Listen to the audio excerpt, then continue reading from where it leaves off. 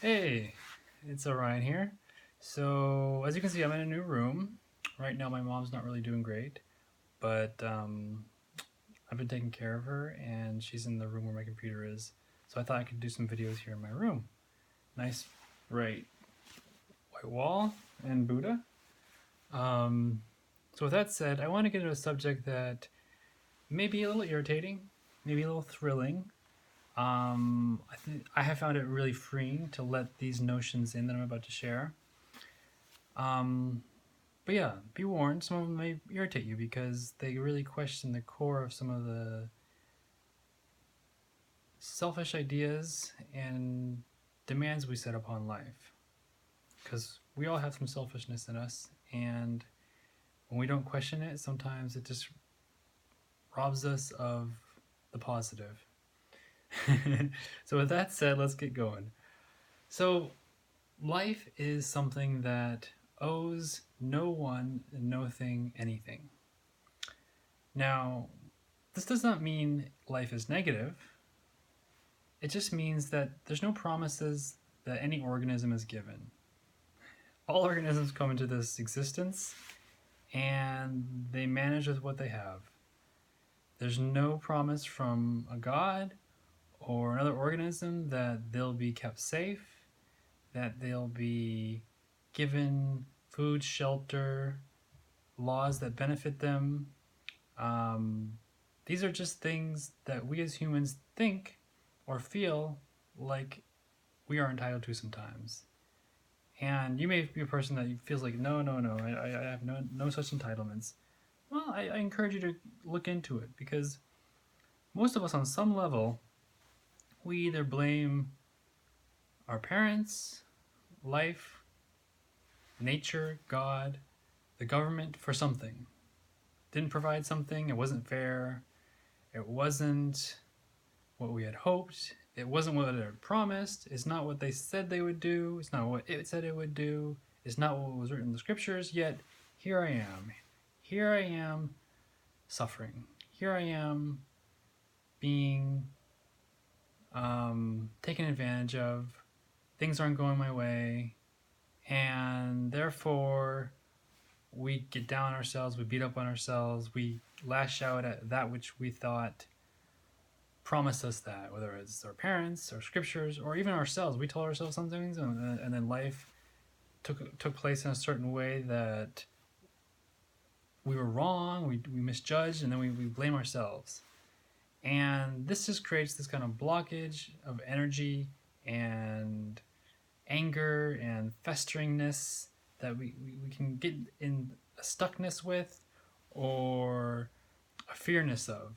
We can find ourselves afraid of this area because it's usually an area of like, well, I'm entitled to this, or I deserve this, or that wronged me. And we feel very right in these kinds of attitudes. And you're entitled to feel right. We can all feel right for as long as we want. But if you really want to be honest, and you really want to be free, and you really want to let positivity in and change in, it's really important to question these ideas. Because until we do, or until we do, we'll just mechanically act out the same way, like, oh, or we'll mechanically act out the same way, or we'll just lack appreciation and gratitude for what there is. Because there's lots in the world that is great, but we just take it for granted. Like, it is pretty cool that we have clothing. Like, somehow we got to a place where we can manufacture and use clothing to keep us warm. We have farms that can create food. We have sciences that have created shelter and medical miracles that allow us to prevent diseases that would have killed us right away, or to help us with an injury that would have killed us or maimed us and affected our lives. But we take these simple things just like, oh, that's just the way the world is. I was born into it. There's medical system, there's food, there's laws that prevent people from just outright killing or maiming or hurting me. But those are just givens. We just like, oh, that's just the given. It's just a given that I have shelter and food. Like those are just things that are just normal and they're not good or bad. They're just there. I don't even know they're there. But that's actually entitlement. That's actually assuming that those were just supposed to be there. Like duh, like that's life. Like those things are just normal. But you see what I'm pointing to is these are not normal. Life has promised nothing. Life has promised no amount of anything. These are things that have developed miraculously through will, through the nature of creativity, through the manifestation of existence to provide things that are good, provide things that actually you can appreciate and go, oh wow, I'm actually glad that I actually have food to eat because otherwise I would starve.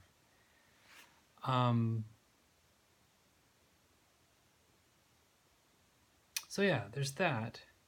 There's also another element to this, which to me is really thrilling. I mean, this stuff that I'm about to share used to really scare me because I liked predictability, I liked certainty, but as as I'm sharing, you can start to see that there's more to this world than meets the eye. Like, there's nothing that is given. There's nothing that is promised. All the laws that are in the world, they're laws that are generally serve a good purpose to protect human life, and sometimes now we've reached a place in our evolution where we're thinking about other animals and the environment, so we have laws that try to protect that in some way. But these are just things that we put in place, and anyone can go against them. Like nothing is safe. Like there's a sense of chaos that is always out there. And right around the corner, there are chaotic characters. There are nature is chaotic. Earthquakes can happen. Uh, any kind of disaster can happen at any moment. Like safety is never promised. And for some people, that's like the most terrifying thing. We spend most of our lives uh, trying to provide a safety network. We're saving up. We're we're doing something that I wouldn't say you should not do. I think it's actually there's something smart about it. But the reality is you never know when nature's gonna hit, and there could be like a solar storm, and all electrical networks in the world are just gone. All savings are gone, and then it's just you and yourself and your ability to survive. Your ability to work with another person, to work together, to survive. This is thrilling. It's also scary if you're not willing to let in the nature of unpredictability and change and chaos in the world. But when you do, there's something that can unleash in you that is super thrilling. You don't walk around thinking like I'm invincible. Nothing could happen in this neighborhood. You realize, oh, anything could happen. I don't want to say like you walk around paranoid like, oh, that person could kill me, that person could kill me, that person could kill me. But in some level, like anything could happen. Like nature could strike you with lightning. And people die from lightning every year. Like people die or struck by lightning. The most random, rare things happen all the time, killing people. Diseases come out of nowhere, unexpected. Like our lives have no promised timeline.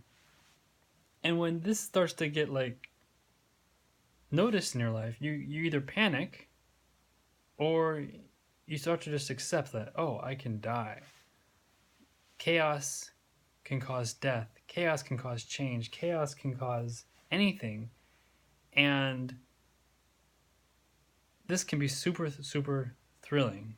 And can be also super, super scary because it questions deeply our notions of expectations, our notions of being an organism that wants to live and wants to live as long as it can and tries to do everything it can to live, which I'm not discouraging this, but when you start to really let in mortality and chaos and that which can affect your mortality,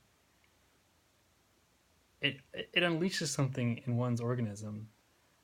I mean, there are many, many writers and poets and other teachers who speak about this. When you face the nature of chaos, change, death, it can unleash something powerful in you. It can like give you this sense that each moment is perhaps your last moment. Each time you see somebody is perhaps your last time you'll see them. And a natural care, a natural respect, a natural in touchness with things can arise as one's embodiment. From one moment, or the moment before you realize this, you could just be Joe Schmo who just has an average job as he sees it, working a 9 to 5, just has shelter, food, a relationship. But those are all just kind of like mumbo jumbo, normal, everyday, average stuff.